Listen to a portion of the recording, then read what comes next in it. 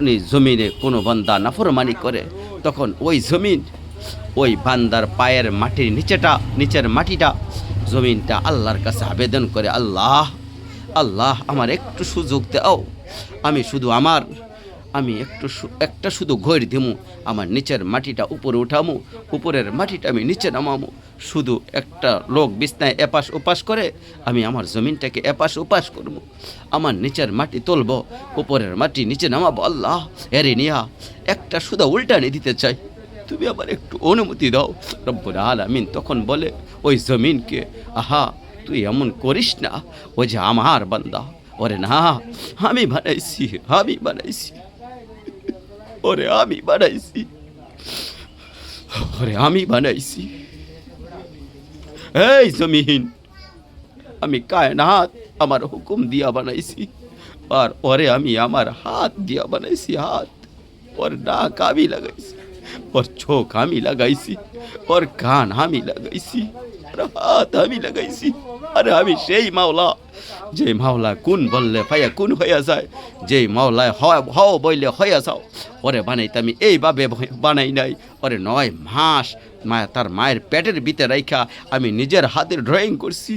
একবার নাক লাগাইয়া 100 বার দেখছি, ঠিক মতো হয়েছিনি। একবার চোখ লাগাইয়া কোটি বার দেখছি, ওই ঠিক মতন হয়েছিনি। এইভাবে 9 মাস লাগে যত্ন করে আমি সুম্মা খলাকনাহু, আমি এক মানুষ বানিয়ে তারে জন্ম নিয়ে, আমি এক মানুষ বানিয়ে তার মার পেট থেকে বানাইছি। না তুই একটু ক্ষান্ত হ, দেখি ওই তওবা করে কিনা, ওই ফিরে আসি কিনা।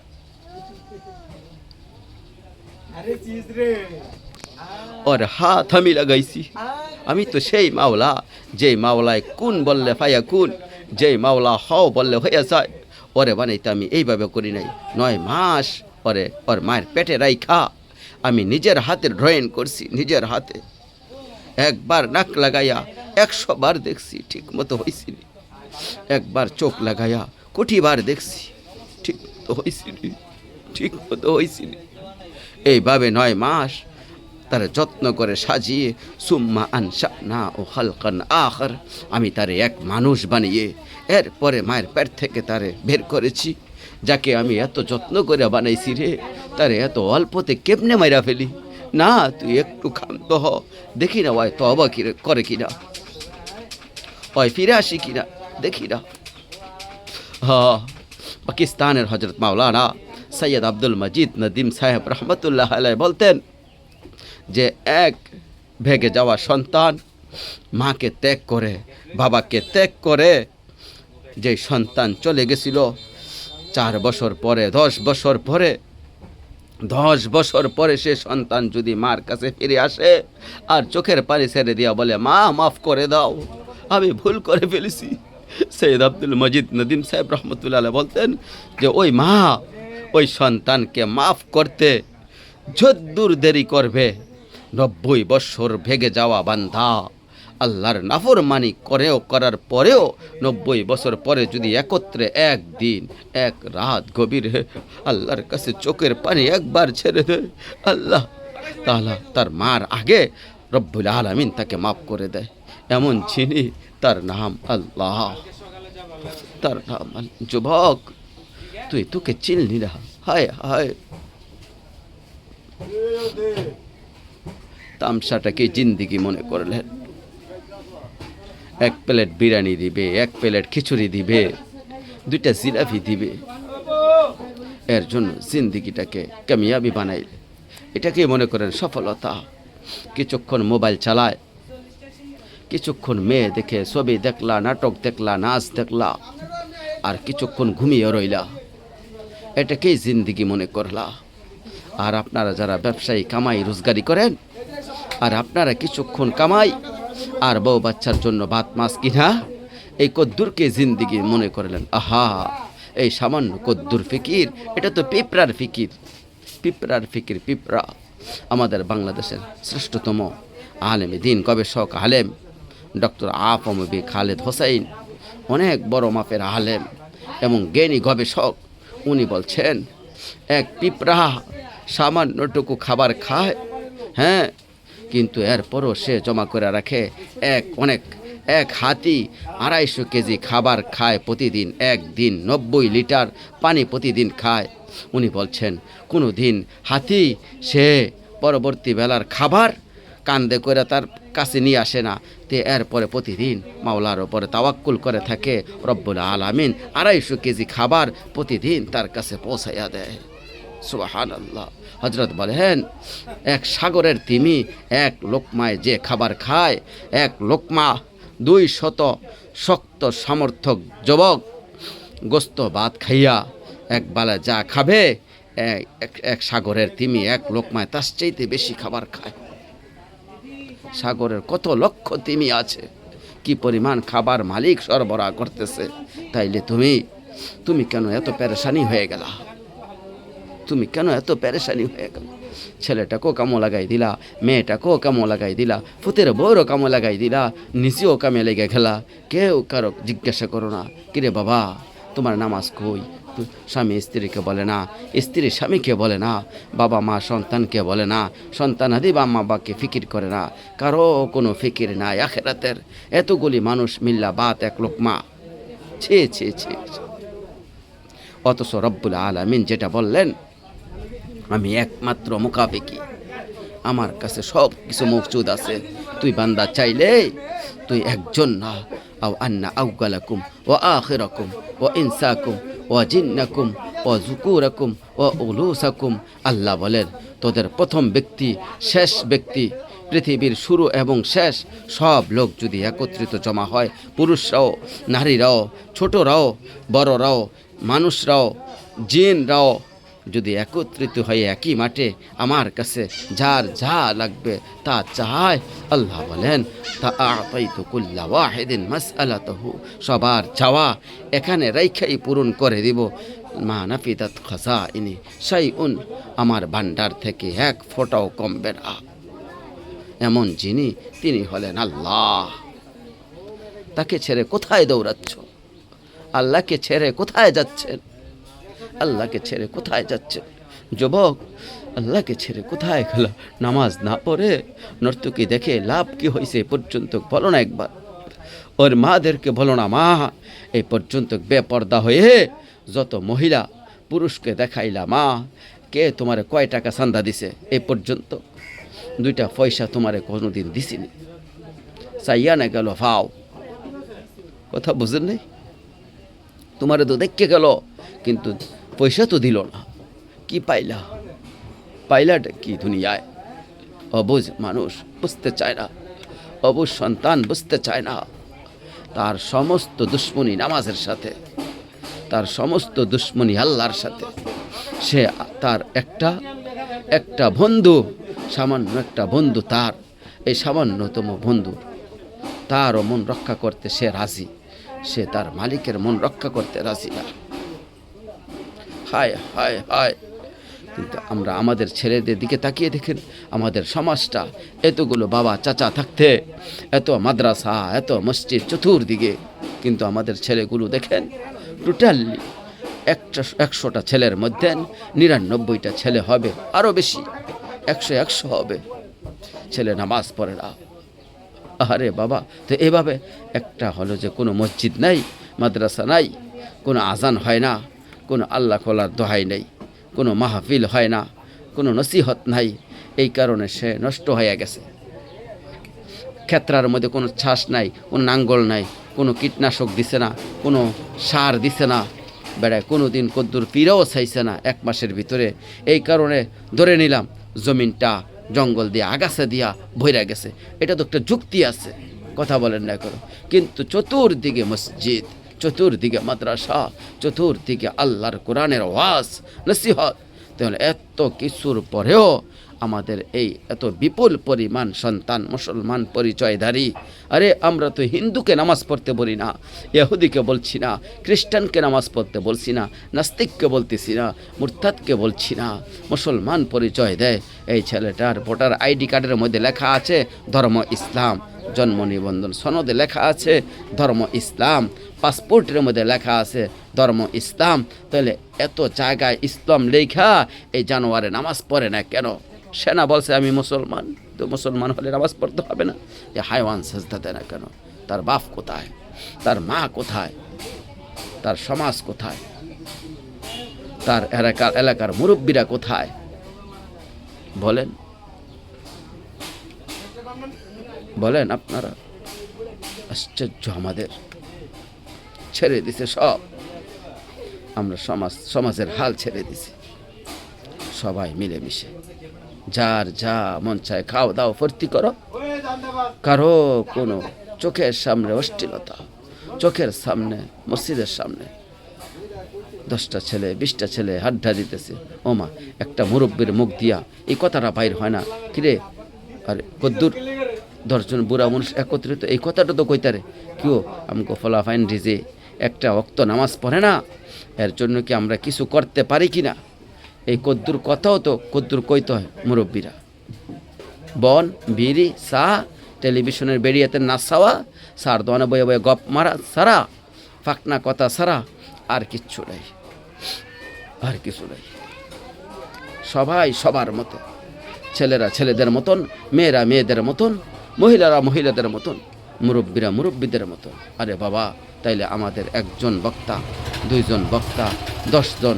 আমার শায়েখ মুস্তাকুন নবী কাসিমি হজরত সেদিন বলতেছিলেন, মাওলানা আমরা বক্তা সারা দেশে মিল্লা কয়জন হব? কন নাহলে 100 জন, একটু পরিচিত নাহলে 100 জন, আর না হয় 200। সারা বাংলাদেশে একটা জরিফে একটা শুনছিলাম কমপক্ষে এক সিজন শীত মৌসুমে মাহফিল হয় 40,000। তাইলে 18 কোটি মানুষ, 18 কোটি মানুষের জিন্দিগি বদলাবার জন্য এই 50 জন 100 জন হুজুর এরা কি যথেষ্ট?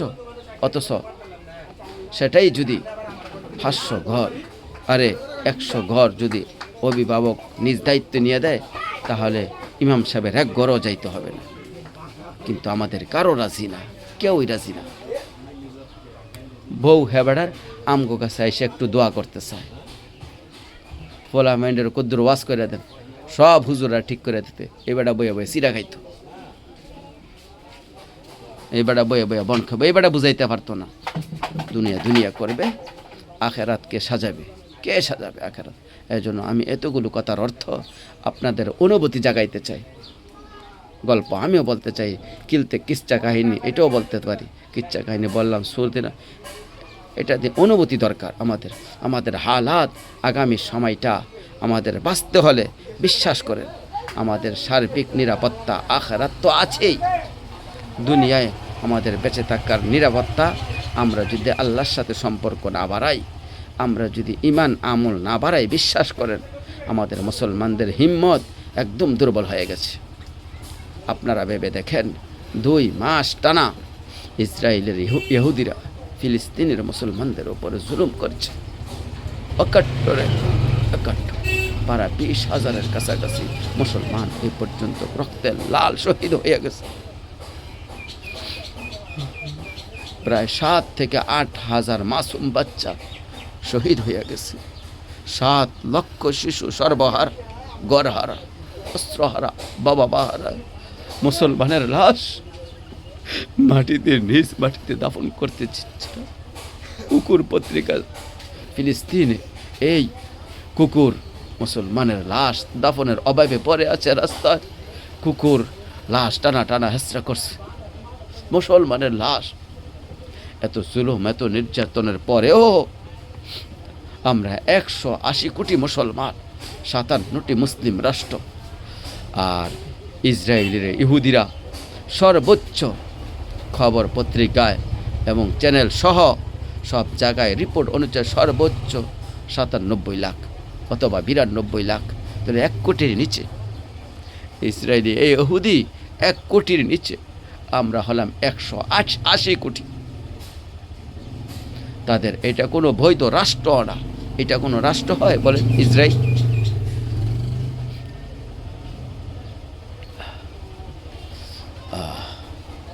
আমাদের এই এতগুলি মানুষের প্রতিবাদ, বিক্ষোভ, মিছিল, স্লোগান মাত্র 1 কোটির চেয়ে কম কাফের 2টা পয়সার মূল্য দিচ্ছে না, ভয় পাচ্ছে না মুসলমানকে। কেন ভাইয়া আমরা এভাবে হেরে গেলাম কেন? আমাদের এত দুর্বলতা হয়ে গেল কেন? যুবক, তোমাদেরকে বলছি ভাব, আল্লাহ চায় তো হায়াত পাও। আগামী 20 বছর পরে পৃথিবীর পরিস্থিতি কি হতে পারে তুমি ভাবো। মুসলমানদের তুমি আল্লাহ চাই তো বাঁচবা। আল্লাহ যদি বাঁচায়, ওই চাচা মরে যাবে, মুরব্বী মরে যাবে, কিন্তু তুমি তো বাঁচবা। তো এখন না তুমি তোমার বাপের আমলে দেখতেছো হয়তো বাচ্চা রয়েছো, তো তোমার আমলে তোমার সন্তান যদি জান মাল ইজ্জত বেঁচে থাকার নিরাপত্তা না পায়, কথা বলেন না, তখন কেমন হবে? তখন কেমন হবে বলেন, ভেবে দেখেন। আমাদের অব্যাহত একটা সমাজের মধ্যে যদি 100 জন যুবকের মধ্যে 92 জনে যদি নামাজ না পড়ে, তাহলে আগামীতে পরিণতিটা কোথায় যায় দাঁড়াবে? একটা সমাজের মধ্যে যদি 200 মহিলার মধ্যে 198 যদি পর্দা না করে, আমার আগামীর পরিণতিটা কি হবে? একটা সমাজের মধ্যে যদি 100 ঘরের মধ্যে যদি 100 ঘর 99 ঘরেই যদি প্রতিদিন রাত 12টা 1টা পর্যন্ত রঙিন টেলিভিশন, নাচ গান, হিন্দি সিরিয়াল, জিনা বেবিচার উলঙ্গতা চলে, তো আমাদের 20 বছর পরে কই যাইবে? 20 বছর পরে আল্লাহ আমাদেরকে বোঝার তৌফিক দান করুক। আপনাদের কাছে আমি বলতে চাই, চলেন সবাই মিলে আমরা আল্লাহর দিকে ফিরে আসি। সবাই চেষ্টা করি যার যার অঙ্গনে আমরা আল্লাহর দিকেই ফিরে আসি। আমাদের আল্লাহই আমাদের নিরাপত্তা, আমাদের ঈমান, আমাদের নামাজ, আমাদের সেজদা, আমাদের বন্দিগি, আমাদের পর্দা, আমাদের হালাল উপার্জন, খোদার কসম এর মধ্যেই আমাদের আগামী দিনের বেঁচে থাকার নিরাপত্তা। আমাদের জন্য আমেরিকা কোনো সমাধান দিবে না, আমাদের জন্য জাতীয় সংঘ কোনো সমাধান দিবে না, আমাদের জন্য ইউরোপ কোনো সমাধান দিবে না। এটা মনে রাখেন। আমাদের সমাধান আমার আল্লাহর প্রতি ঈমান, আমাদের সমাধান আমার ইবাদত সবাই বুঝবে, কোনো সন্দেহ নেই। এই ছেলেরাও আগামী দিনে মুসিবত দেখবে, কোনো সন্দেহ নেই। মুসিবত খুব কাছাকাছি, পেরেশানি খুব কাছাকাছি। এত লম্পট, এত দুশ্চরিত্রতা, এত ভয়ঙ্কর অশ্লীলতা, বেহায়াপনা, এটা আল্লাহ সইবে না, এটা আল্লাহ সইবে না। বাপ, একটা সমাজে, একটা দেশে, একটা এলাকায় সর্বযুগেই খারাপ থাকে, ছিল কি না? কম বয়স 2 জন 3 জন ছিল, কিন্তু এইভাবে ব্যাপকভাবে মহামারীর মতন সমাজের সব ছেলে মেয়ে নারী পুরুষ বেপর্দা বেহায়াপনা এত বেশি পরিমাণ একসাথে আগে ছিল না। এই জন্য আমরা কোরআনুল কারিমের 5টি আয়াত পড়ছি। এই আয়াতগুলো আল্লাহ তাআলা বলছে, বান্দা, মাথার উপরে আসমান আমি দিয়েছি, পায়ের নিচে জমিন আমি দিয়েছি, এই গোটা পৃথিবীর সমস্ত বস্তু জোড়ায় জোড়ায় আমি বানাইছি। এই 3টা কুদরত আল্লাহ এখানে বলছে, ওয়াসসামা আবারাইনাহা। 27 নম্বর পারা কোরআনুল কারিমে 51 নম্বর সূরা আয-যারিয়াত। এই সূরার 47 নম্বর আয়াত। এই আয়াত থেকে শুরু 51 পর্যন্ত 5টা আয়াত। আল্লাহ কারো কথা চিন্তা করেন না, আপনি শুনেন। ওই কে শোনে না, কে হামগামা করে, একজন আরেকজনের নিয়ে টেনশন, কারো কথা শুনেন না। আপনার কথা আপনি শোনেন, যে শুনবে আপনি আমল করবেন, আপনারই হবে, আপনি কামিয়াব।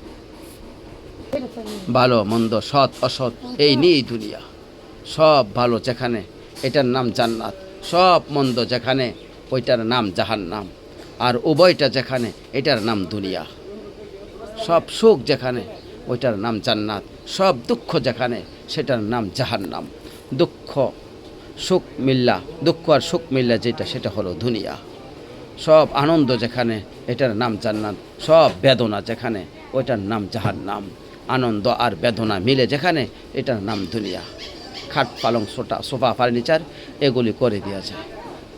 5 জন ভাই আমরা, 5 জনকে 18 বছর 16 বছরের ছেলেটা ধারায়া প্রস্রাব করে, আপনি কি শিখাইলেন? আপনার জিন্দিগিটার কি রইল? হ্যাঁ, আমার জীবনের আর সার্থকতা কি রইল? সারাদিন বন্ধুদের সাথে আড্ডা দেয়, রাত্রে কোনো মা বাবার ঘরে আসে, ওই হাইওয়ানকে বলতে পারেন না আড্ডা দিস, তাদের সাথে নামাজ না পড়ে তাদের সাথেই রাত কাটা। খানার টাইমে বাবার ঘরে কিভাবে খায়, থাকার টাইমে বাবার ঘরে কিভাবে থাকে এসে।